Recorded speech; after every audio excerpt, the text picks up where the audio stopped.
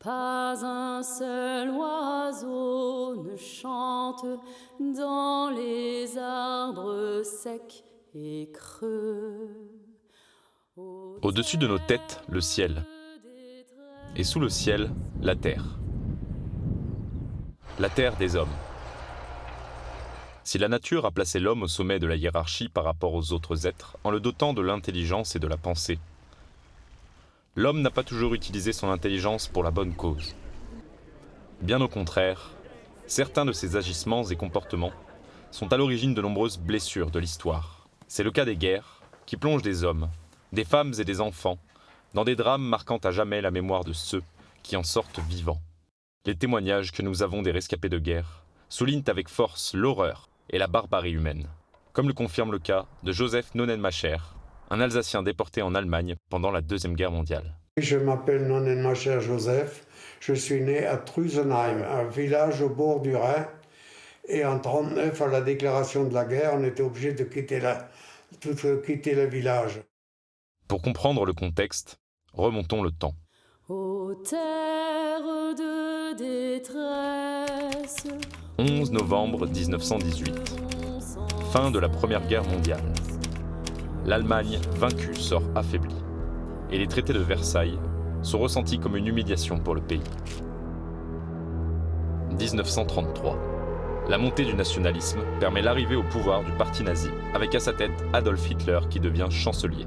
Le nouveau régime totalitaire réarme le pays et rétablit le service militaire. 1939. L'Allemagne, redevenue une grande puissance militaire, entame aussi une politique étrangère répressive avec le rêve de réunir tous les peuples germanophones en une seule nation. Le pays commence une politique d'expansion territoriale et annexe tour à tour l'Autriche, la Tchécoslovaquie et la Lituanie. L'agression de la Pologne met le feu aux poudres. Le Royaume-Uni déclare la guerre à l'Allemagne. Il est suivi par la France et bientôt les pays alliés. Le conflit devient mondial. En France, l'ordre d'évacuation est donné aux zones frontalières situées le long du Rhin. Le petit village de Drusenheim n'est pas épargné. 3 septembre 1939. Alertés par les autorités, les habitants doivent s'en aller. Le 4 septembre au matin, les habitants désertent le village. C'est le début de l'exode pour Joseph Nonnenmacher et sa famille, conduits à Saint-Léonard de Noblat, où on leur donne le statut de réfugiés de guerre. On nous a obligés de partir dans la nuit sans discussion, et on est parti avec les chevaux qu'on avait à l'époque. On s'est retrouvé à Prumat. Prumat, c'était le premier halte avant le départ par le train pour partir à Saint-Léonard de Noblat. En 1940, la France est sous l'occupation allemande et la résistance se développe dans le pays. 17 novembre 1943. La résistance prévoit le parachutage d'une cargaison d'armes à cacher dans un puisard près d'un champ près de Saint-Léonard de Noblat. Impliqués dans l'opération, Joseph Nonnenmacher et les frères Dessagne sont arrêtés par hasard, alors qu'ils vont pour aménager le lieu de parachutage d'armes. 3 agents de la Gestapo venus pour arrêter un déserteur alsacien ne le trouvent pas. Ils rencontrent les 3 amis et les arrêtent sans raison apparente. Ils sont conduits à la prison de Limoges. Il y avait 3 hommes de la Gestapo qui cherchaient un Alsacien qui était réfugié dans la ferme à côté. Ils ne l'ont pas trouvé, ils ont passé chez nous. Et comme il n'était pas chez nous non plus, ils ont arrêté les 2 voisins et moi en même temps. La Gestapo nous a embarqués dans des wagons, enfin dans des camions, et de là on est parti à la prison à Limoges. Quand je suis arrivé, les SS m'ont reconnu et on me dit voilà le salaud d'Alsacien qui ne voulait pas parler l'allemand. Comme je parlais l'allemand, ils se sont mis en rond et ils m'ont foutu une raclée à coups de poing. Ils étaient 5 ou 6 de l'un à l'autre. À Limoges, on était 10-12 dans une cellule pour 2 ou 3. On a vécu là-dedans pendant 4 ou 5 jours. Amenés à la commandature pour interrogation, les 3 amis sont battus par les SS, condamnés à la prison, puis transférés à Compiègne. Quelques jours plus tard, c'est dans des wagons à bestiaux comme celui-ci qu'ils sont transférés à Buchenwald en Allemagne. Le voyage est pénible, sans eau ni vivres. On ne savait pas du tout où on allait. On nous a fait sortir le matin de bonne heure. On nous a mis en rang et on est parti vers la gare. À la gare, nous avons embarqué dans des wagons. On était 100, 110 par wagon, qui était en principe aux 40 bonhommes. On est resté 3-4 jours là-dedans. On avait une tinette pour les besoins qui débordait, évidemment. Il y a eu des gars qui sont morts. On les a mis sur le côté, enfin plutôt vers les tinettes. 16 décembre 1943. Le train arrive à Buchenwald. Il fait moins 10 degrés. Les prisonniers sont nu-pieds et battus par le froid. Les chiens aboient et les SS hurlent. Commencent alors les humiliations. Les prisonniers sont déshabillés, rasés au couteau, lavés à l'eau froide et chaude, puis désinfectés au crésil. Puis ils reçoivent leurs costumes rayés. Dès lors, ils ne sont plus des hommes, mais de simples numéros. On a fait le chemin jusqu'au camp à pied, qui était à peu près 1 kilomètre. Arrivé au camp, la première des choses que j'ai vues, c'était la clôture qui était très, très belle. Il faisait très froid, c'était tout givré. J'avais l'impression de rentrer dans un camp de loisirs. Mais c'était le camp de déportation. On est rentré donc pieds nus dans la neige.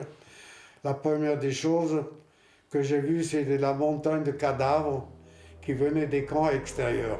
À Buchenwald règne la terreur, la peur et la mort. Les conditions de vie sont des plus inhumaines. Parqués dans des blocs de 400 à 450 personnes, les prisonniers dorment par groupe de 8 à 10 personnes dans des lits à étages. Les journées sont rythmées par le réveil très tôt le matin, le rituel du contrôle, l'appel en rang au départ et au retour des chantiers, le travail de forçat, la faim, la soif, le froid, la bastonnade, les brimades physiques et psychologiques, les hurlements des capots, la saleté, les poux, la perte de morale, la maladie et le spectre omniprésent de la mort. Ici, on est battu, torturé et tué à la moindre erreur. Disons qu'il y a 2 types de camps par rapport aux détenus. Les SS avaient sérié en 2 volumes. Le premier, les inutiles, ce qu'ils appelaient les inutiles, qu'on envoyait dans les camps d'extermination. Les inutiles étaient les juifs, les tziganes et les malades mentaux ou physiques.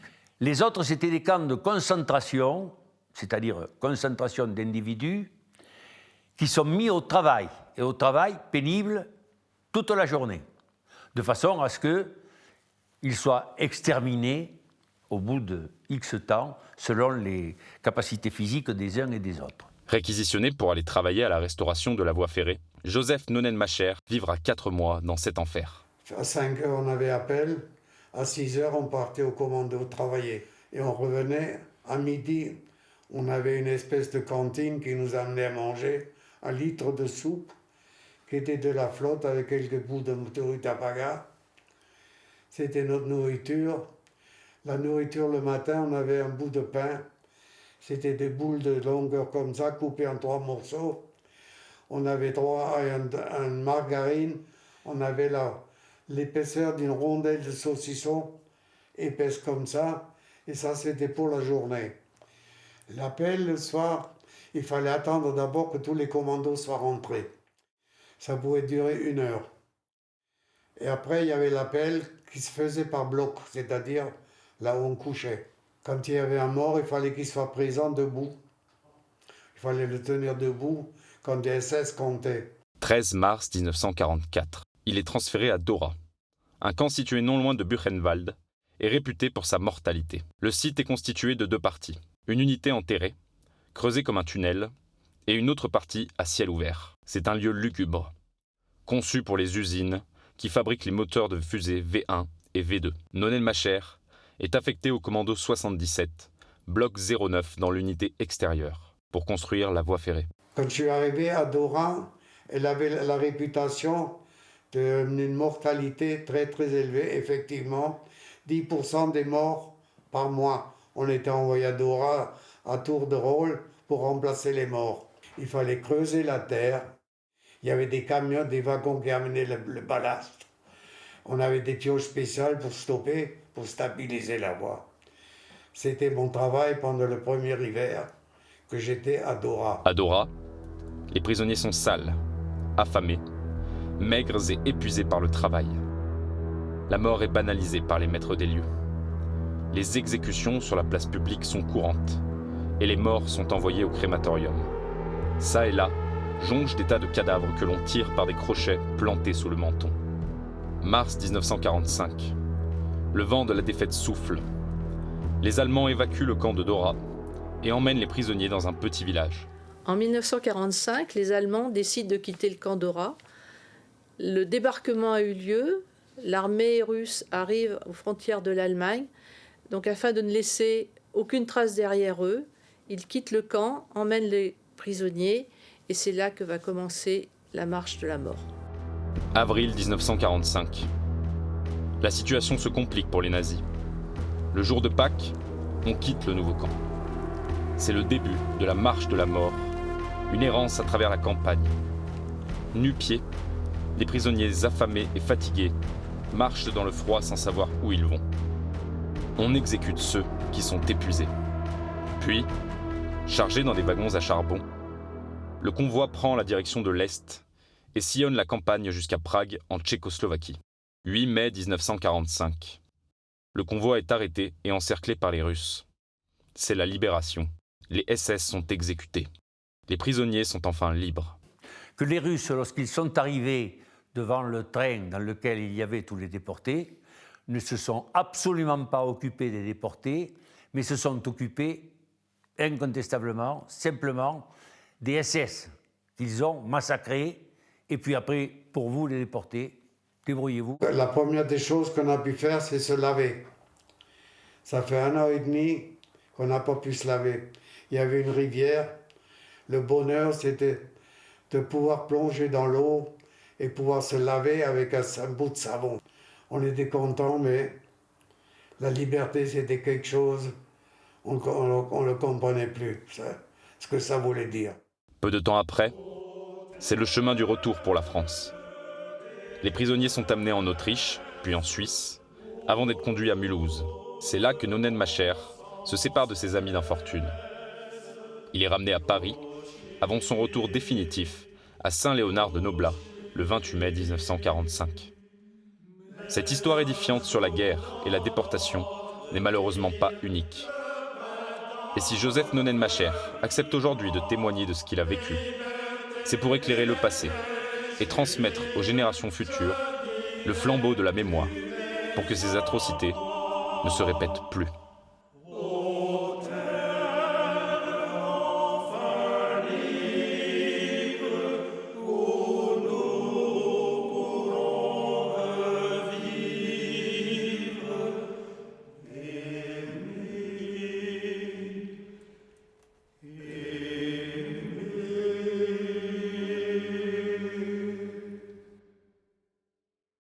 J'estime que les jeunes doivent savoir ce qui s'est passé pendant la guerre. Parce que les jeunes ne peuvent pas s'imaginer la cruauté qui existait pendant toute cette période. Et je suis heureux qu'ils ne puissent pas le vivre pour eux. Parce que c'est terrible ce que j'ai vécu. Et je ne le souhaite à personne.